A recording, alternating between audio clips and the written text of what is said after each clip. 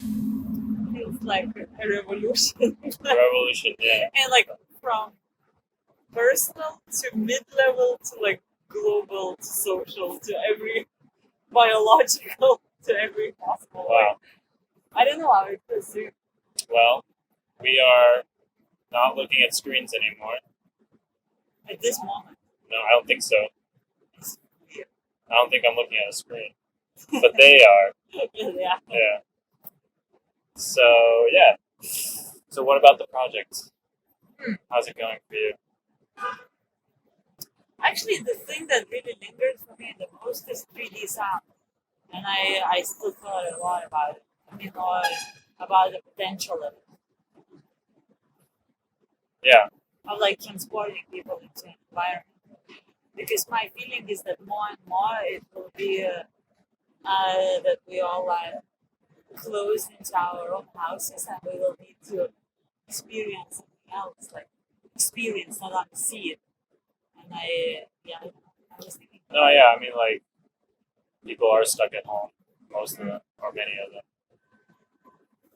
And, yeah, it's kind of like trying to take the idea of bringing something from maybe even what we were used to Yeah. in, like, pre-COVID, just, like, daily activities. Even though we're in New York and, like,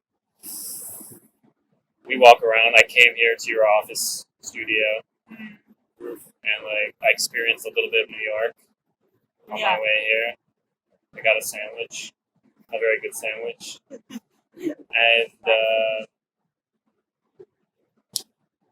but yeah, just what I was thinking about was also the idea of soundscapes and like documenting situations, but also or creating a soundscape that puts you into a situation. If you're listening to the audio, it's like you're there with audio and you're recreating it, and you can also make it very artistic where you can have external elements of like someone's giving a speech in a completely different environment you don't expect them to give a speech, or we could basically mess it up.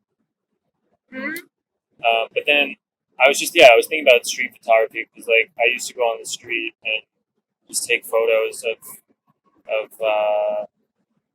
different subject on the street or people or just like spontaneous moments.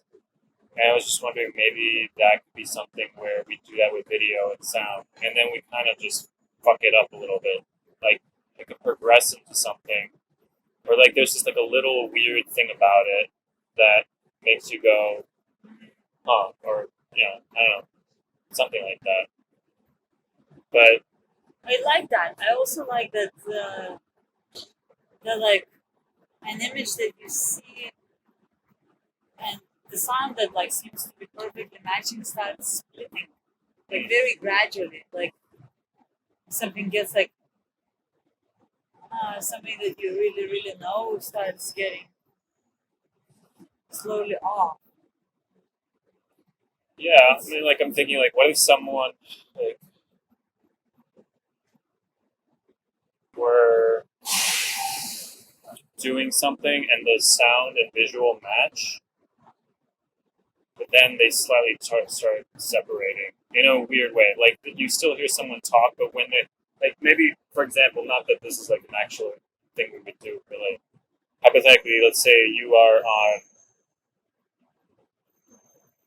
on the street giving a speech, and we record it with video and everything. And it looks like you're saying the words that are coming out of your mouth, but then suddenly, like, you say something, but another word comes out of your mouth. I mean, we'd have, as far as video goes, it's kind of like editing in a way where, like, something is happening where it looks like the video and the audio match, but then suddenly, like, slightly, like, wait, the mouth didn't say that visually, that word, but we heard another word. So, you see what I'm saying?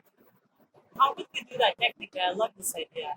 Yeah, I mean, I'm not quite sure, but there's definitely ways. I love this idea. So you would see me talk. That's like one example, talking, for example. Or another way is like you're making some kind of a sound. Like, okay. I love this talking because this talking people have to listen to you. Yeah, and that's like another and when something flips with the language, it's very unsettling. Yeah, I think you're going to have to get closer to the microphone. Oh yeah. I'm too loud, probably. But I love this idea. So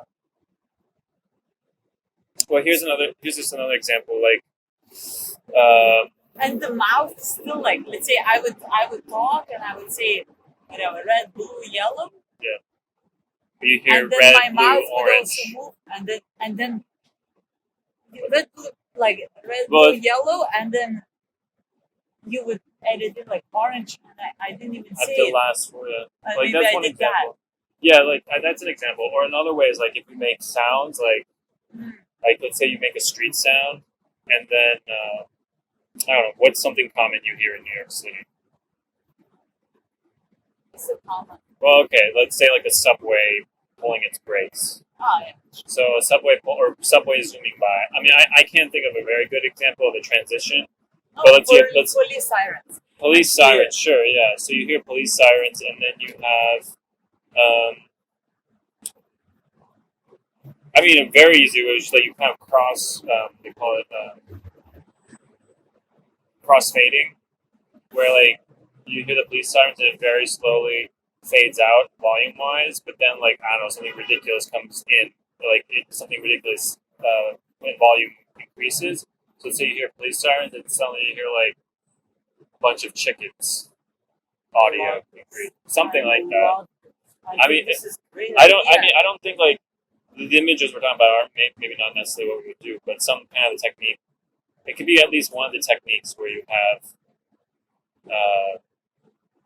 like this surreal idea. I mean, we would have to figure out something more. Tell me why it interests you. Not because I am very interested in that, but why it interests you? I don't know exactly. I mean, it's just an idea that came to me right now or recently. But the idea of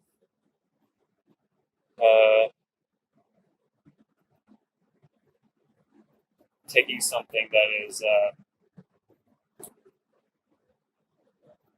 real to the scene in the environment we're in, and then twisting the environment, but also like the gradual idea, like the gradual change from one environment to another, but like you're rooted in reality actually. So I don't know, it's just some idea of bending reality really. It's nothing too fancy. I don't think it's like a crazy idea, but it's something that we can play with where we can explore different ways of, it's almost like an expression tool. But I like do think, you know why I think it's a good idea, in a way. It's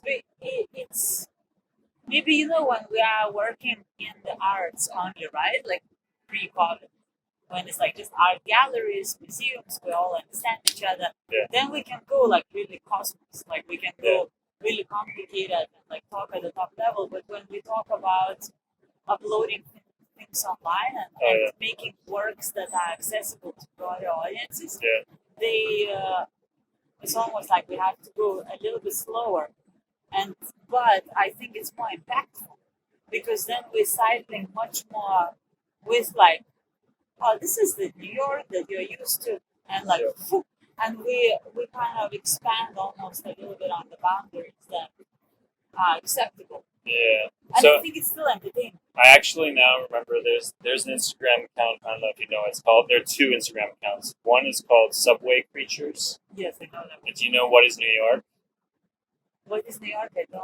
It's basically Subway Creatures, but the New York only version. I think I'm on Subway Creatures.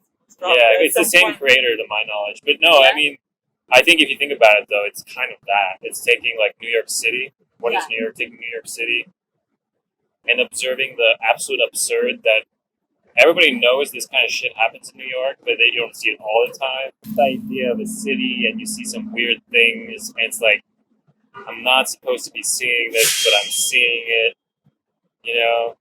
And that's like an example of reality bending reality in its own way. Like that's like real things happening. It's so weird that, it makes us laugh. It makes us think like, why is that person doing that? Yeah. I don't know. But that actually, now to think about it, like that is a version of that, what we're No, talking I about. think this is more powerful what you just described. I think Yeah. yeah, because see, like police sirens, you don't pay attention. Rat eating rat, you would pay attention. Well, we could. Police sirens is like again, and then it's chickens. Sure. I think it's really Well, I mean, like you can. I don't even know if. I mean, yeah, chickens and police. So that's actually pretty powerful meaning, I guess, these no, days. but also no, but also the sonically, it's like pew, and then it's like you know the sound that's like Yeah. But I don't know. or children cry. Or that, yeah. Like imagine this 3-minute episode, like a mundane kind of traveling through New York and we're going to see botanical garden nonsense, right? And then we subvert those like mundane, clear things like police turns into like crying children, then something else like turns into that, then this turns into this. But we don't pay too much attention to that. We don't accentuate. Just like it's just that's how we capture the reality.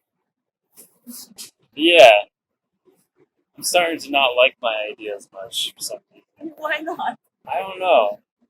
No, it's not that I don't like it. It's just I think I don't want to limit myself to just that. No, of course not. Yeah.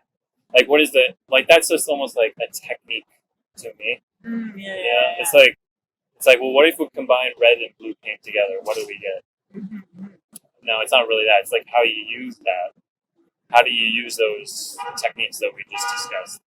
What kind of impact do you want to make with this project, if any? Yeah. It is a lot about. Is it what? It's a protest. Oh, really? Yeah. It's actually nice.